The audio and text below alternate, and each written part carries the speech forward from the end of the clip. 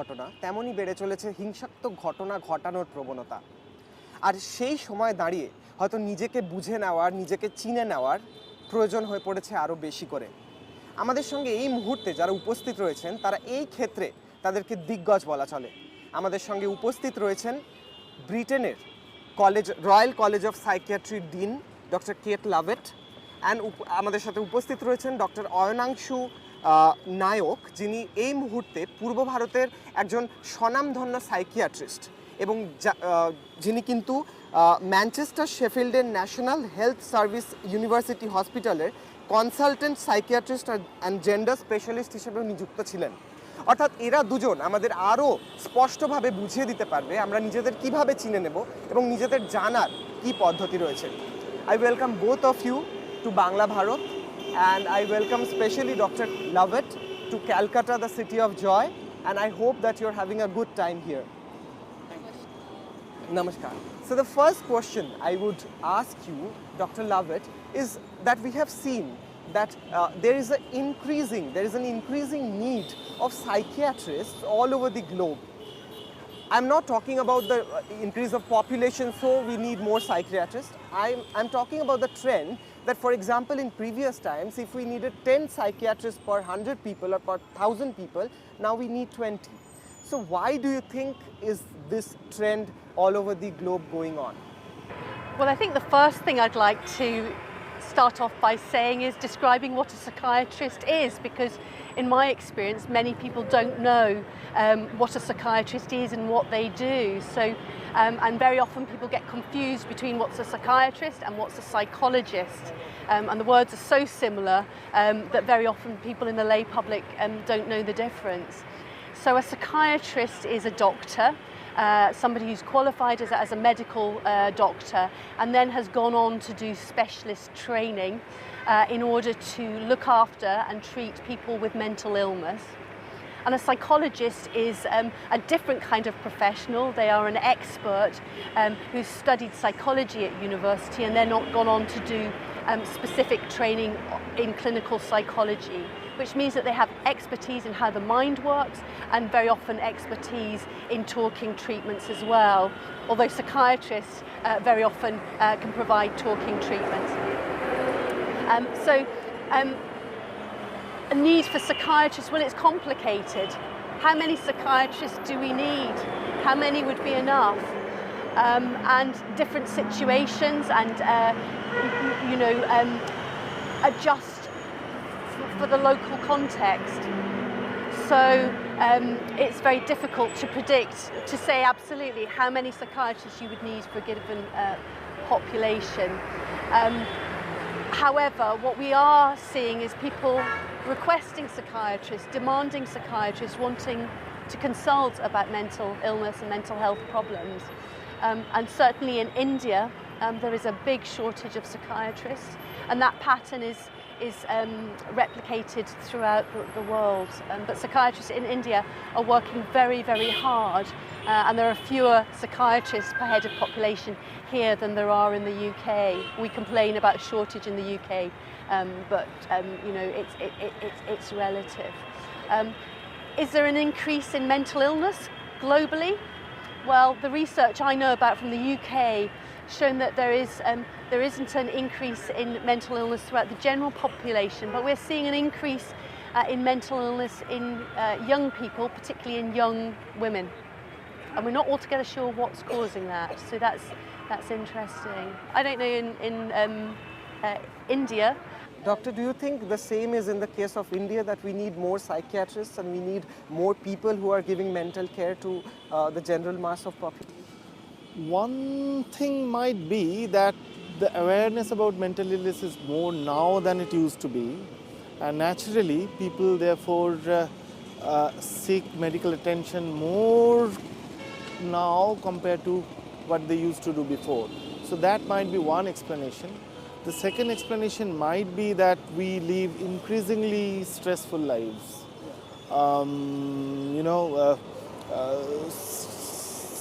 Lives have not remained as simple as it was, say, 30, 40, 50 years ago. And that might have fueled the realization that one needs to have access to mental health experts as well. Third is an expectation also that, things can be better than in the past. In the past, probably we would have accepted, oh, fine, yeah, I feel a little bit sad, but that's the way I am.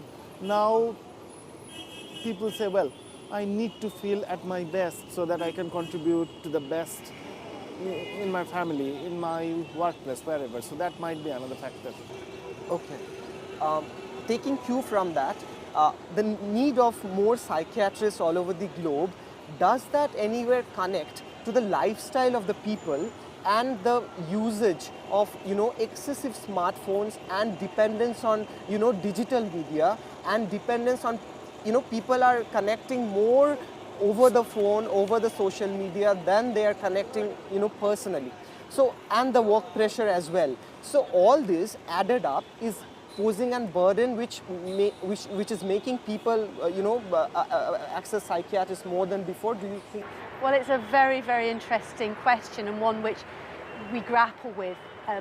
Is social media responsible for the rise in mental illness, particularly in young women in the UK?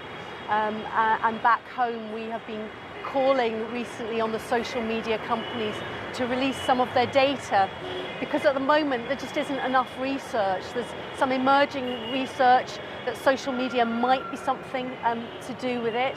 And certainly, we live in a very connected world now. We're able to see how other people are living their lives in a way that we weren't in the past. Perhaps that is causing dissatisfaction. Our young people, our children, see what their friends are up to. And on social media, it's always a positive picture that people are portraying. So there's this sort of expectation that we should all be having a good time all of the time. And particularly for young women, there's a lot about body image and about how people look, because that's how we are portraying ourselves photographically. So I think there's a lot of comparison going on. Whether that's causing actually directly related to a rise in mental illness in young women, I think we haven't got the research to prove it, but we need to do more research and get the data from the social media companies to start to understand it. Okay.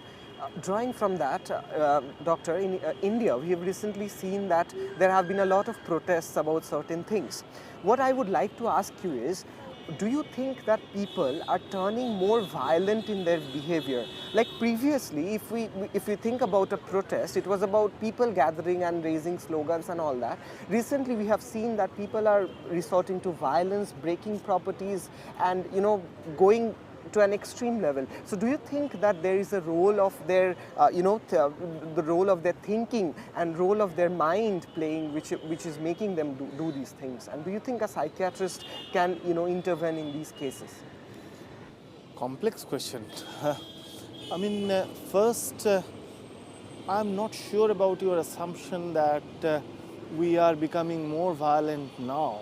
However, I think you have a point, which is we are, and I'm not talking as a psychiatrist here, I'm just talking as a human being and a citizen, a world citizen actually, that we are increasingly less tolerant of views that do not conform to our own views. And it is as much true in India as I think Kate would agree it is in Britain or, say America or Australia. Our opinions are polarizing. And that is a pity. That is a pity. We have to understand, and there I think psychiatry and psychology has something to offer. We can actually disagree without being disagreeable. And, that is something that psychiatry, as a psychiatrist, we learn, but that is not just in psychiatry that we should learn. I think that is something that we should learn all as a human being more than anything else. And I don't know that there is anything more to contribute to that. Kate? Yes. Well, what I'd say is that the violence... Would you agree that violence is increasing, or would you say that it had always been there, now it's more visible? And do you think psychiatrists can play a positive role in change? Okay. So the violence, I think, that you're describing, that I've picked up in the press, in the media, isn't related to mental illness. It's related to political frustration. No. This is, as a psychiatrist, I'm trained to look after people who are mentally ill, who have individuals who have severe problems with schizophrenia, bipolar disorder, severe depression. And there is a myth, I think, that people with mental illness are more violent than the general population. And that is absolutely not true. There is no evidence that people with mental illness are any more violent than anybody else. That in the past has been problematic because we have a myth in our societies that people with mental illness are to be feared because of that. And there's so much stigma attached to it. So I think what we're seeing throughout the world in protests and things is to do with people's political frustration, but it's nothing to do with mental illness.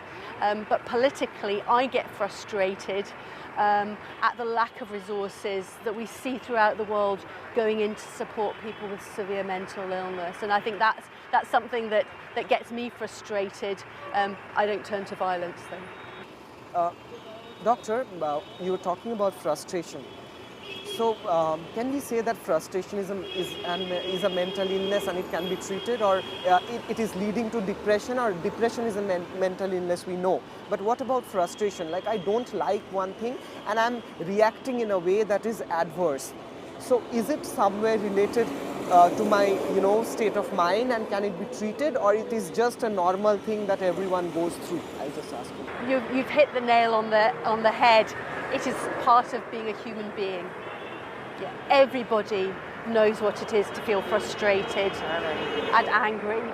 That is normal. That is a normal emotion. Just as to feel sad is a normal emotion, to feel happy. These are just emotions and part of the human condition. And I do worry a little bit sometimes in our society that we're tending to medicalise what is normal. If you're a human being, at some stage in your life you will suffer and you will feel all these emotions. The problem comes when that leads to feeling sad all the time. So depression is not normal. It's not normal to feel depressed. It's very common for people to get clinical depression, but it's not normal. So when somebody becomes depressed, they feel overwhelming sadness persistently. It goes on for a long time, at least 2 weeks. They can't, normal things that they would enjoy, their spirits don't lift when something nice happens. Very often people start to have worrying thoughts, have suicidal ideas. They notice that they have much less energy than normal.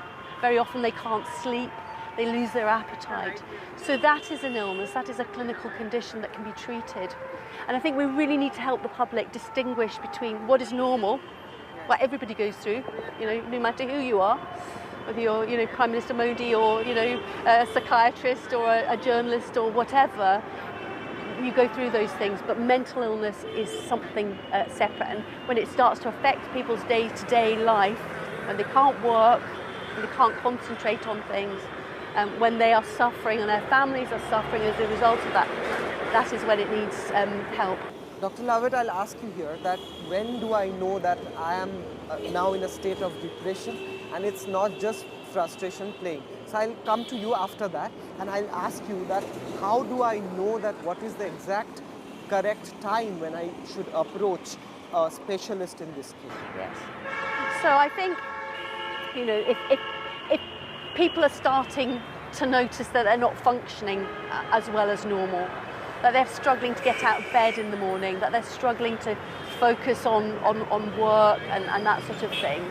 And very often it's other people that notice, and sometimes we can be very helpful to the people around us that we know well. If we notice that our colleague or a loved one is starting to struggle a bit, we're not quite their normal self, we can be very kind and helpful and approach them and ask, how are you doing? How are you?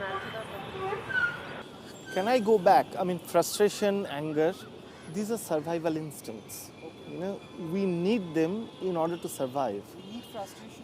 We need frustration at times, yes. If Gandhiji or Netaji Subhash wasn't frustrated at the way things were politically, we wouldn't be where we are now. If Doctor, what is the feeling of frustration? What is frustration? Is it being unhappy about something? yes, but there has to be, in a normal life, there has to be appropriate reasons for that. Now, if a survival instinct is getting triggered off when there is no survival crisis, that is an illness. And why is that happening? That we have to investigate. That is where the role of psychiatrists exists. Not in social context. I mean, politically, we live through political movements all over the world. If we psychiatrists contribute to those movements, like Che Guevara did, that was his political entity rather than his psychiatric entity. So there has to be a distinction between the two. And Kate has explained very well, how do you know you are mentally unwell when you are not being able to function, when people who know you tell you that, there's something different about you. So that's I don't think there's much that I need to add to that. Okay. Doctor, I'll ask you something and then I'll go to Dr. Lovett, that what is bipolar disorder? Many people are facing this problem. If you can explain this a bit so that we understand that, we are having this problem, because many people are not recognizing this, that they have this problem, but still they are going through some problem. Bipolar mood disorder is a description of or a name of a mood condition, and I sometimes make jokes in India by saying this is Kabhi Khushi Kabhi Gham, which is the name of a Hindi film. So sometimes you are happy or angry, and at some other times you are low, deep down, and bottom depressed, and you often fluctuate from high to low to extremes. Normally, if we don't have bipolar disorder, then also there are times when you would feel sad, down, and there are times you'll feel perked up, a bit happy, but not out of, there has to be a limit of those two. It cannot be that I'm so depressed, I'm thinking of dying at one point, and maybe a week or a month later I'm thinking, well, I'll buy off the Reliance Group, I'm so happy, I'm so confident. So if that is happening, then you have to understand there's something you need help. No, but just to say that, it's a very serious mental illness, and when somebody has, an episode of mania, so the two bits, there's having a manic episode and having clinical depression and repeated episodes of those. When somebody, manic episodes are the high. the high one. So when somebody's manic, when they're high, they really suffer. Very often people they stop sleeping, they have lots and lots of energy, feel that they can conquer the world, and actually, physically very often suffer because of that. So I've looked after patients over the years who have... Oh, absolutely. So I've looked after people over the years in a manic phase. They've got into all sorts of physical problems because they've had so much energy. They've walked for miles and miles and miles without stopping. They're not eating, they're not sleeping properly, they're not taking care of themselves. I've seen somebody who's actually fractured their feet because they've walked and walked so much. And I've seen people as well, because people have this sort of sense of energy and an elevated mood, people who, spend lots of money that they don't have, take out loans, buy shopping on the internet, things like this, get into a lot of debt, and that takes then, and have problems with the relationships, are rude to people, out of character. They're normally very polite, lovely people, but during a manic episode can behave very out of character, can be quite disinhibited, get into all sorts of problems, and it takes a lot of unravelling,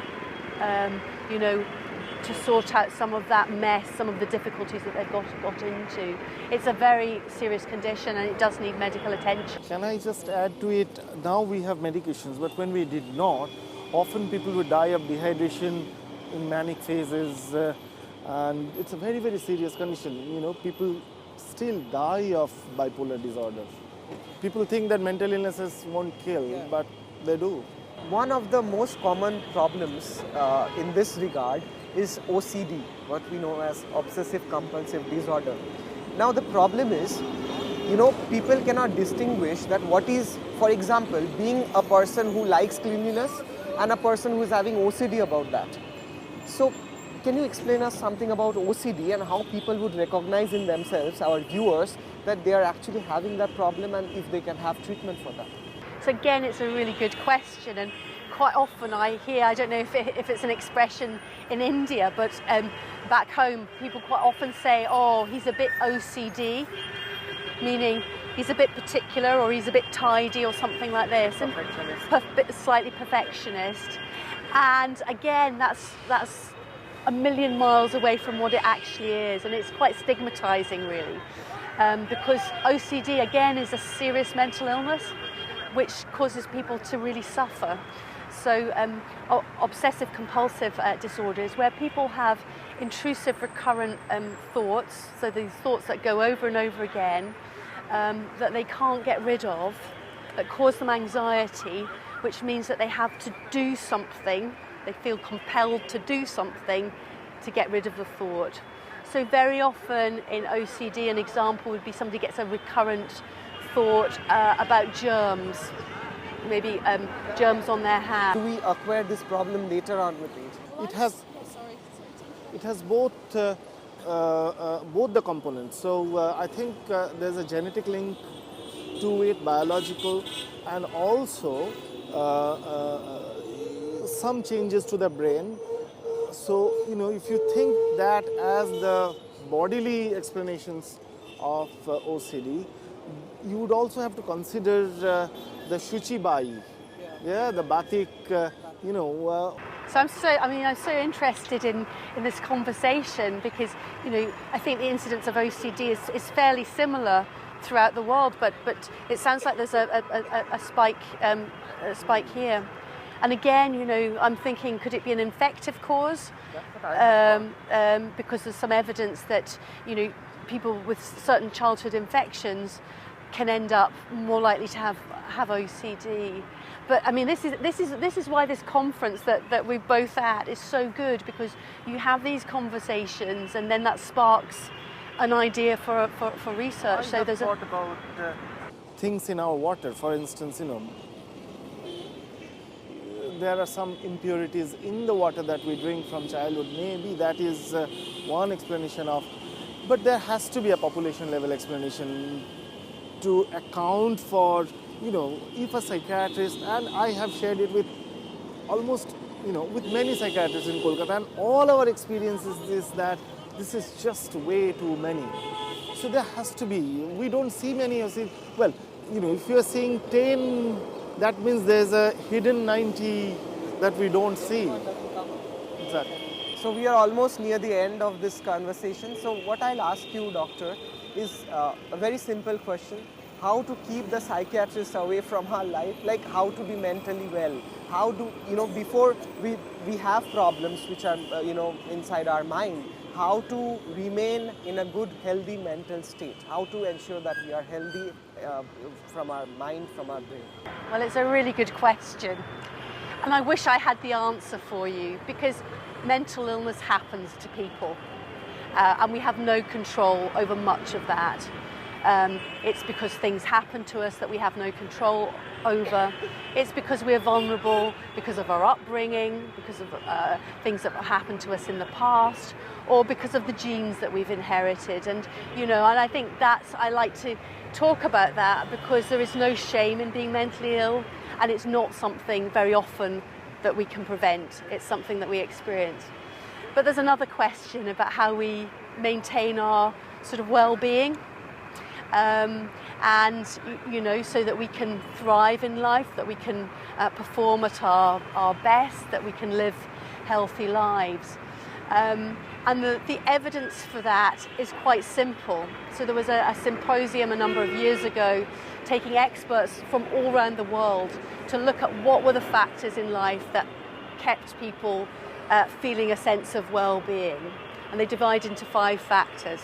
So one is connecting with people, so having good relationships within your family, spending time with your loved ones within your community is face to face, although a phone call is better than no contact. So reaching out to people, talking to strangers, that sort of thing is very good for our mental well-being.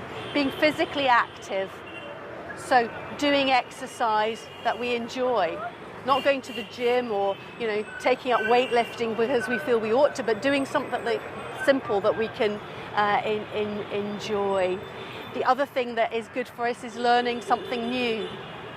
So taking up a hobby or an interest, or being curious, reading a newspaper, finding out new things about the world around us.